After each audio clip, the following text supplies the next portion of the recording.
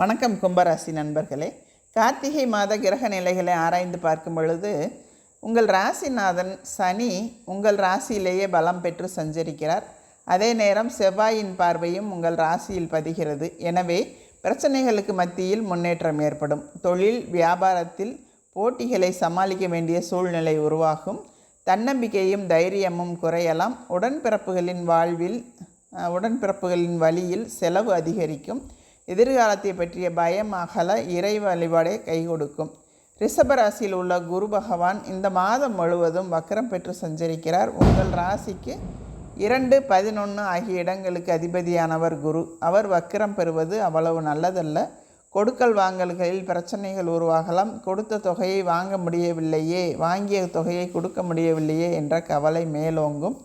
பணப்பற்றாக்குறை அதிகரிக்கும். அருளாளர்களின் ஆசியும் அனுபவஸ்தர்களின் அறிவுரையும் கை கொடுக்கும்.